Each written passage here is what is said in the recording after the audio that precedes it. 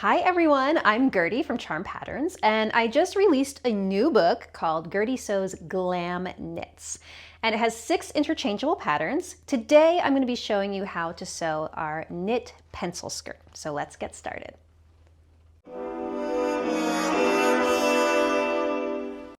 The first thing we're going to do is go over the pattern pieces. I always like to scale them down so that we can look at them all together and understand how the pattern works. So you only have 4 pattern pieces for this pencil skirt. You have a skirt front and a skirt back, front waistband, back waistband. Okay, now let's talk about each of them. All of these pieces are cut on the fold. And you'll notice that there is a horizontal line on each that looks like a grain line marking. It's actually what's called the DOGS, or direction of greatest stretch marking. So this means you're going to feel your fabric, you're going to see which direction it stretches the most in, and you're going to align this line with that direction. And this is really important in something like the waistband, where unless you stretch the most around the waistband, you're not going to be able to get the skirt over your hips, okay? So I want you to really pay attention to the direction of greatest stretch on your fabric and to this line. Okay, so your skirt front, you have got a hip notch, a lower side seam notch, and you may notice that this is a pretty long skirt. I love a vintage length, so that's more like calf length. So if that's not your thing, you're definitely going to want to make some length adjustments. The other thing you may notice, it has a pretty strong hip curve. So if you are less hippy, this is really easy to adjust. You could even just baste your side seams together and make any adjustments by pinching out and restitching, okay? So this is your skirt back, same thing, cut one on fold, direction of greatest stretch goes horizontally across the body. Now let's look at our front waistband. This, you're going to cut 1 fabric and 1 power net. So power net is a very firm mesh that is used for things like Spanx and shapewear.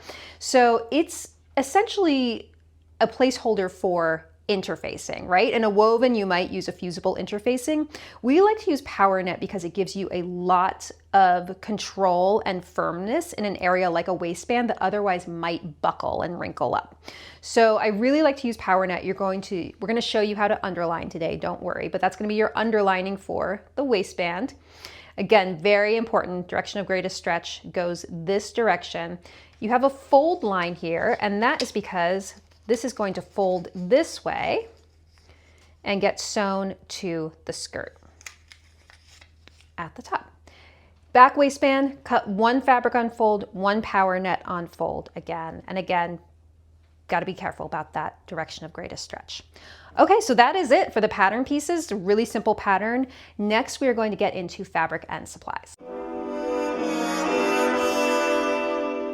Now we're going to talk about fabric and supplies. So when it comes to choosing your fabric, we have a list of recommended fabrics. I'm going to talk about some appropriate fabrics today, but what I really want you to walk away with from this video is understanding stretch percentage and how that helps you get a great fit in a knit garment.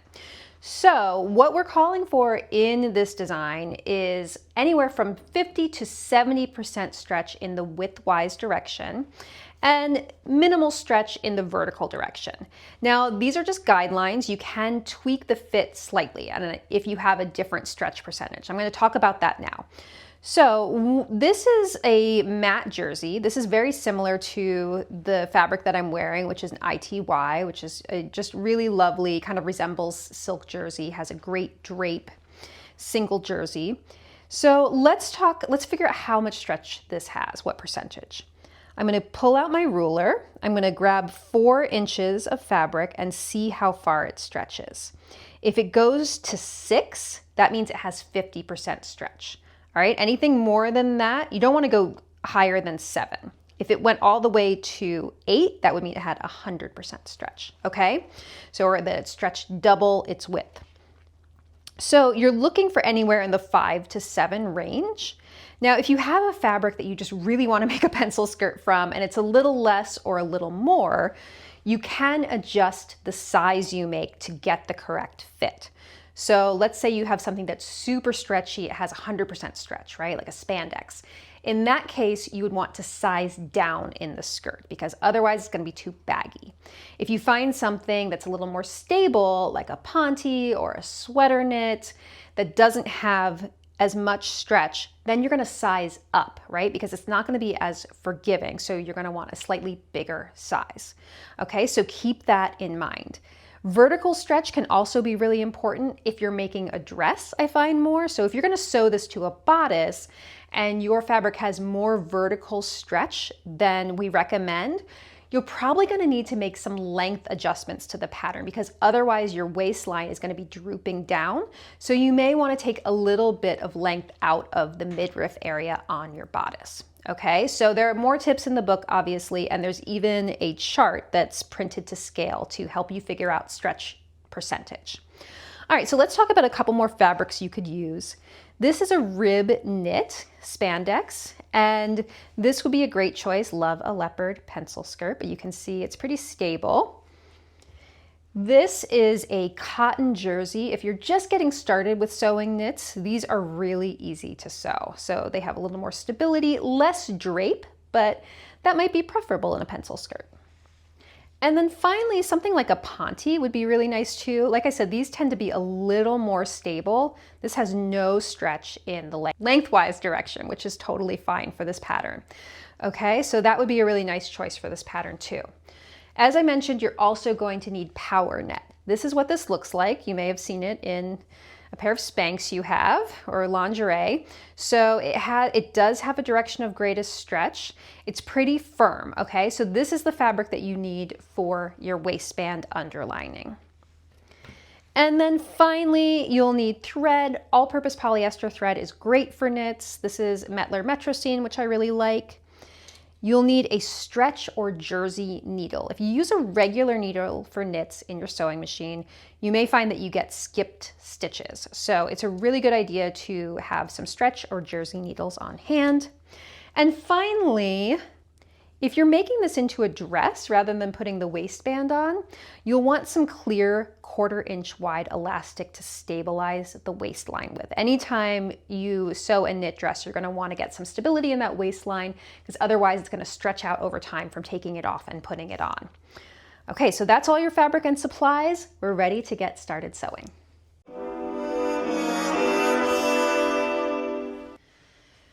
All right, we are ready to sew. So I have my skirt front here and my skirt back. Now the very first thing you're gonna do is make sure that you know your right side from your wrong side of your fabric and that you know the front from the back. Because these pieces look really, really similar, so they are slightly different though. So I put a little F in disappearing ink marker in the seam allowance on the front and a B for the back. And that also helps me tell the right side from the wrong side. With a lot of knits, they can look really, really similar, but different enough that you would notice it if you sewed it incorrectly. So just be really clear on which is the right and wrong side before you get started. And make sure to give yourself those little marks to guide you. Now the next thing we're gonna do is we're going to make a clip at center front. So you can see I still have this skirt front folded in half the way that we cut it. And I'm going to make sure it's exactly lined up. And then at the fold, I'm going to put my scissors in between the layers and make a clip like that so that I know exactly where the center front of the skirt is. And that's going to help us align the waistband properly. Okay, so I did that with the front. I'm going to do the same thing with the back.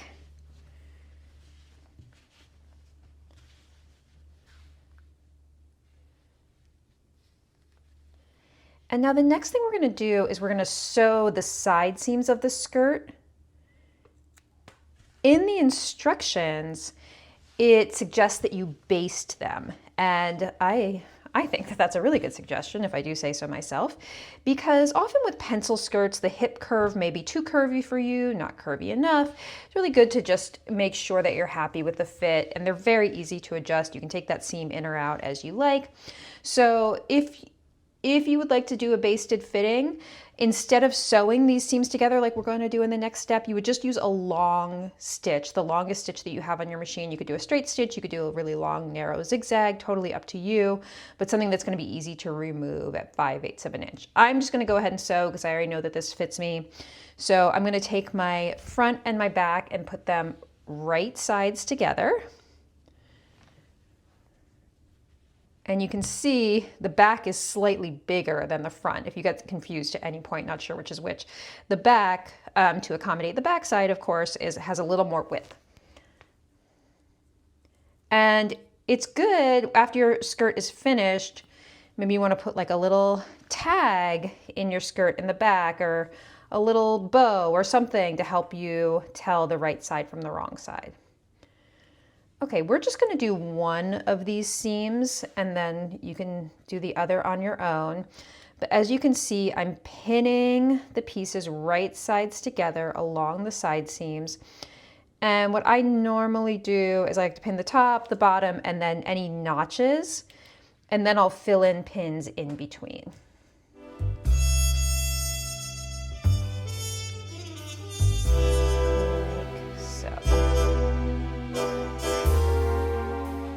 Okay, and now we're going to go stitch these pieces together with a 5/8 of an inch seam allowance. Now remember, this is a seam, not a hem. And for knits, we want to be using a stitch that stretches ideally. So a zigzag is perfect. I would do 2.5 millimeters wide by 2.5 millimeters long for your zigzag. You may have, a lot of machines have different stretch stitches. If you have a favorite one, you can use that, of course. Okay, I'm gonna start, then I'm gonna back stitch. And this is just smooth sailing at 5/8 of an inch.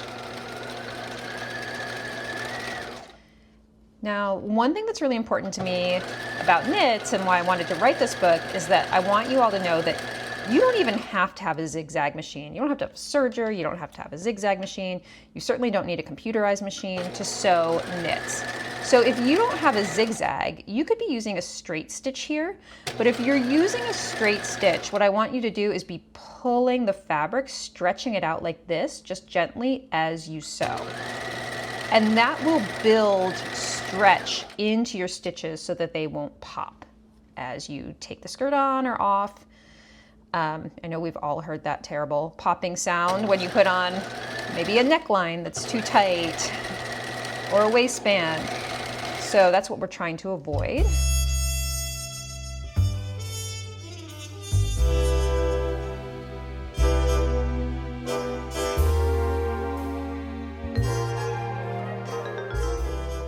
So when I get to the end, I'm going to back stitch again.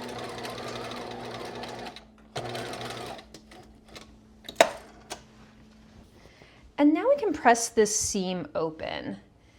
Knits aren't like wovens and where you can tell like a huge difference between a pressed and unpressed seam, but I still like to press mine as I go. It does help. And it really helps with things like after stitching a hem or something like that to just smooth out the stitches. So as you can see, I'm using a ham just for that hip curve here. It's a little bit easier to press a curved area on a curved surface, of course. All right, so just pressing this whole seam allowance open. And then I am going to do the other seam off camera, the other side seam. You can do yours. And then we're going to come back and we'll work on the waistband together. Okay, so now we're ready to work on the waistband.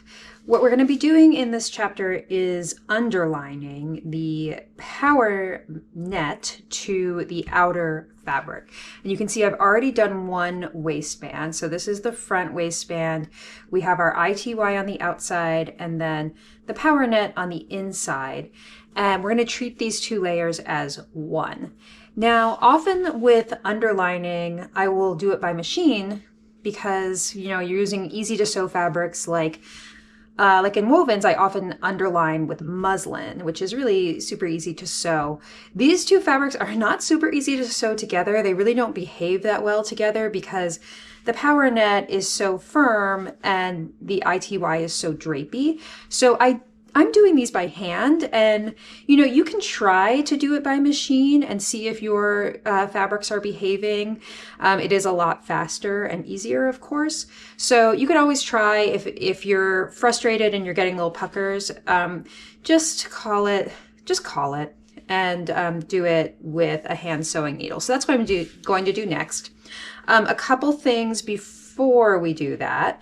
On both our layers, we want to clip again at center front, and I'm going to do that on both sides of the piece, top and bottom, and because this gets folded over and this will be center front here, so it's nice to have it on both layers.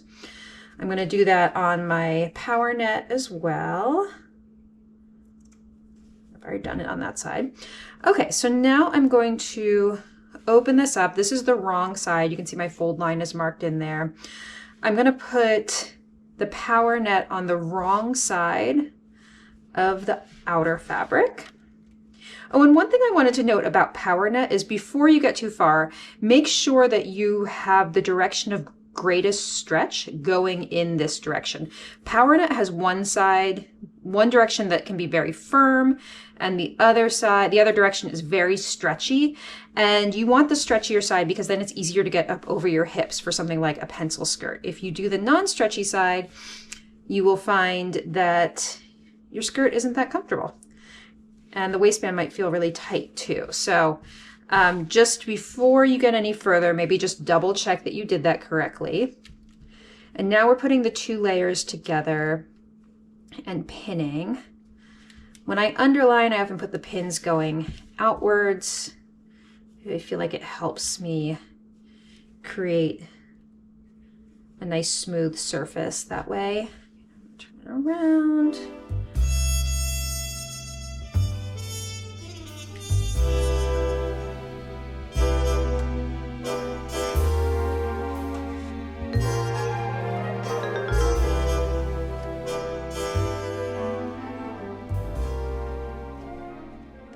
Go. And now I'm going to thread my needle.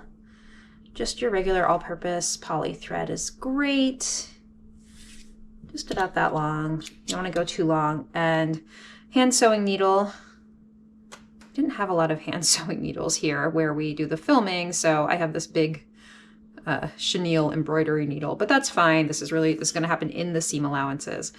I'm going to tie a knot.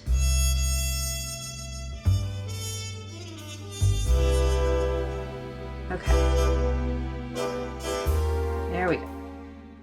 All right, and now I'm going to hand baste these two layers together, and I'm aiming for about 1/2 inch seam allowance. You don't have to mark it in or anything. You can always remove these stitches later, but the idea is that these stitches should be within the seam allowance. And you can see the way I'm doing it is I'm just inserting the needle and I'm rocking it up, down, up, down, up, building up a few stitches and then pulling it through, laying nice and flat. As you can see, my stitches are not beautiful, and that is totally fine. I've seen people get really obsessed with like basting stitches and underlining and making the stitches look perfect, and you know, if that floats your boat, please, by all means. But you do not need to make these stitches beautiful at all. They're basically like the pins of stitching. They're meant to hold the two layers together during construction, and then you can take them out afterwards. Oops, and my needle came unthreaded. So let me just fix this here. But as you're stitching, you want to make sure that your layers stay very flat and you're not inadvertently creating gathers here by pulling the thread too tight, like that, like I just did. You want to make everything nice and smooth. That's very important. Okay, so now I'm going to go up one short end.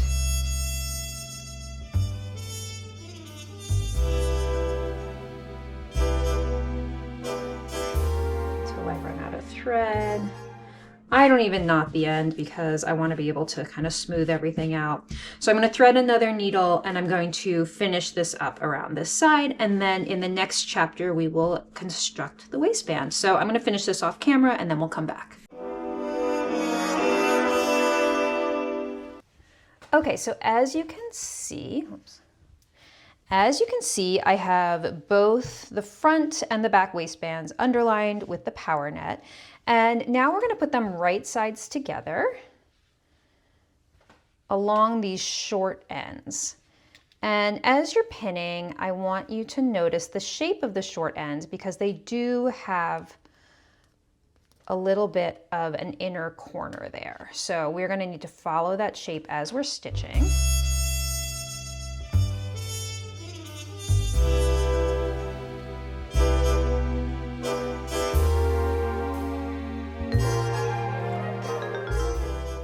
Okay, so we're going to stitch that short end, both short ends. Using a narrow, no, not a narrow, a 2.5 by 2.5 zigzag.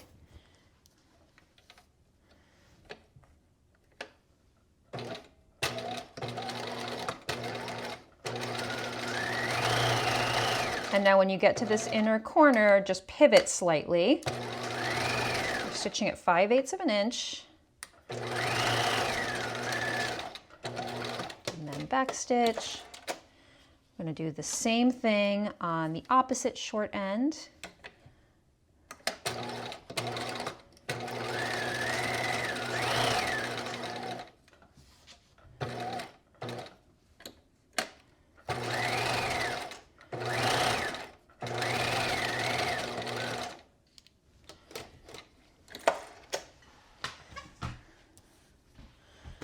Okay, and now at this sort of fold line here where you have that slight, very slight pivot, you're going to do a little clip.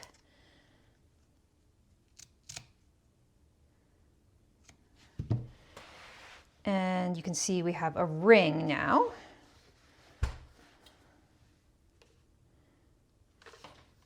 I'm going to press these side seams open.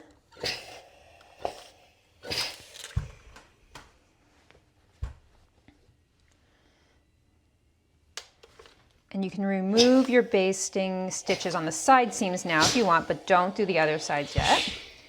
Now we're going to fold this in half, wrong sides together with the power net on the inside. So lengthwise, like so.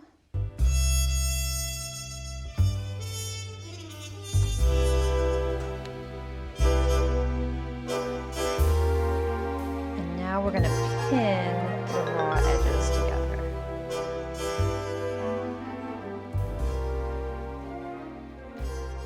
And now it's a good idea to secure these edges in some way other than just pinning. So you can serge them together, you can zigzag them together, you can baste them together by hand, by machine, however you like. I'm going to do that between this seam and the next so that you have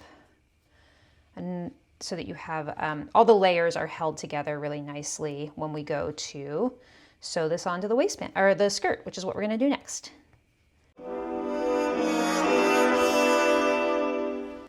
Okay, so I basted my layers together by machine, which worked just fine. I just used a long zigzag stitch.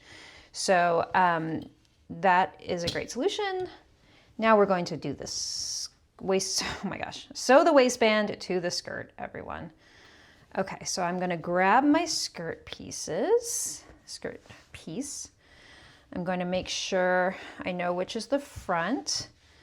Okay, so this is the front, and I put a pin on the front of the waistband. So now we're going to be turning this like so, and matching the center front notch on the skirt to the center front notch on the waistband. Same with the center back. Pinning together. And now side seams. So you're only going to pin in 4 places. And at the side seams, you want to make sure those side seams stay pressed open.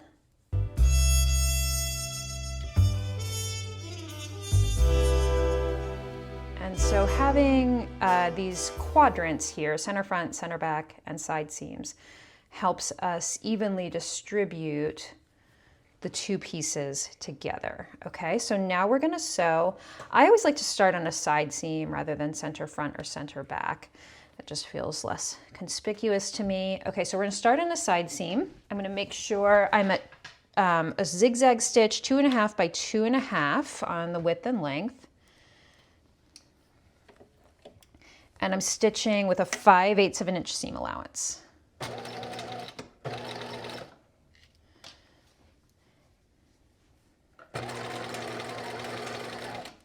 So we're only pinned at those 4 points. So between the points, what we're gonna do is make sure that all of our raw edges are aligned. And I like to hold the pieces steady, nice and taut from front to back.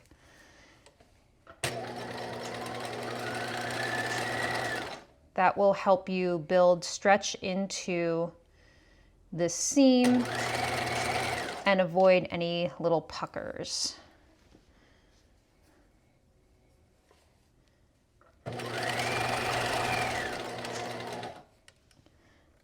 Okay, here I am at center front.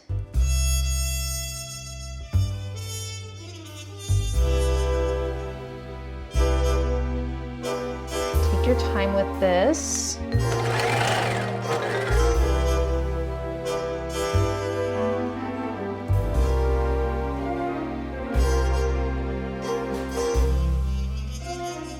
So I'm at my next side seam. And again, just aligning all those raw edges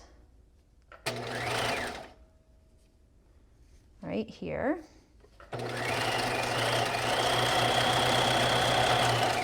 Keeping everything nice and taut and flat.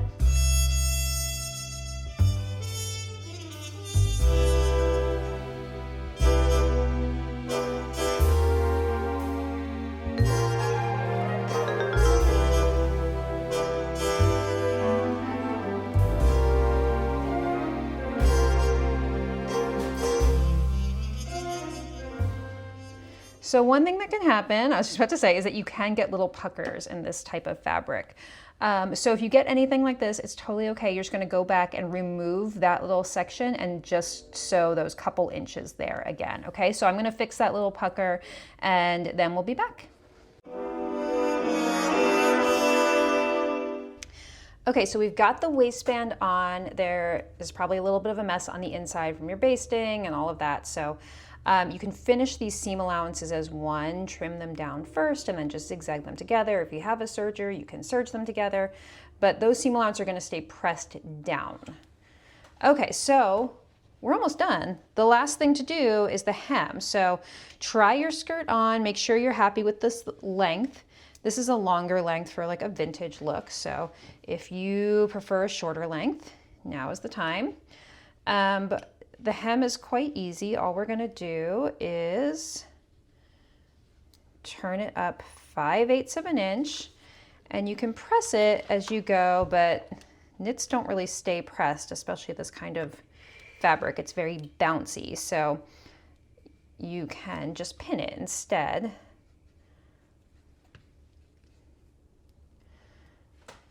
And also, I know that the waistband can be a little challenging with the power net, so if you struggled, it's totally understandable. I get it. And if you're just like, I don't like this, I don't want power net in my waistband, and I hate the process of sewing it, that's so valid. So if you feel that way, there are some alternatives. You could use just a different layer inside there of knit. You need something that's going to stretch, obviously, so maybe something a little sturdier than your outer fabric, an interlock or something like that. Or you could decide not to do the tall waistband, because the thing about the tall waistband, it does have that really lovely vintage look, But if you don't put something in there to stabilize it, it is going to buckle and wrinkle, and you're not going to love how it looks when you're wearing it. So you need something sturdy in there. But if you don't care about the tall waistband, you could just do a really narrow waistband or even a binding or something like that. Fold over elastic. There are different ways that you can finish this, this waistline. So read all about it in the book. I do have an edge finishes section. So you might come up with another finish that you really love. But I just love the look of the wide waistband. And I love the sturdiness and support that the power net gives you.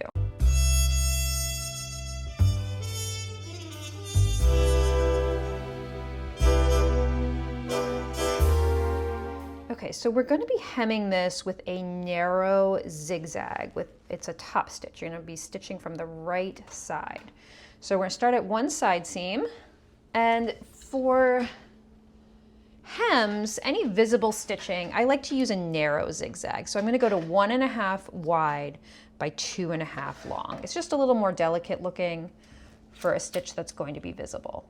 So we're going to stitch this at 1/2 inch.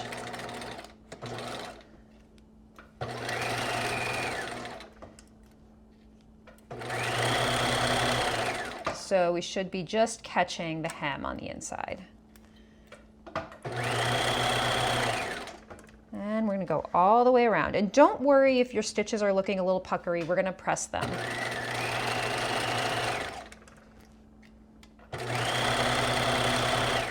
You don't want to stretch your stitching too much here because that's going to increase the amount of rippling you get. So just let the fabric feed through naturally.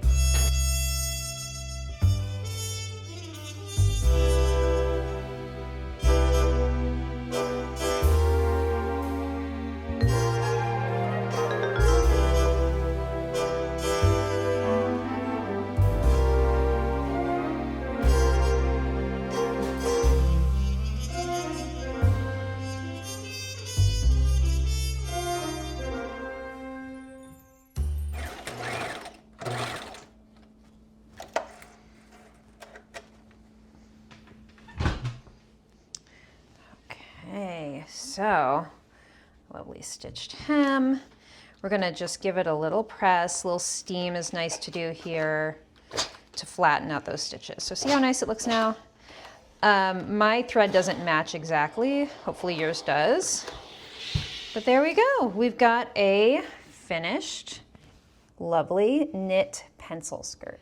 All right, that is it, your knit pencil skirt from Gertie Sews Glam Knits. I hope you've loved sewing with me today. I hope you've learned a thing or two about how to sew with knit fabrics. And I hope you're excited to sew the other patterns in the book. So I also wanted to mention that we have an amazing community on Patreon where I release videos and patterns every month. We just released this bodice, which has a very 40s movie star vibe to it, which coordinates with the pencil skirt and the other bottoms in the book. So come check it out. I hope to see you there. Goodbye.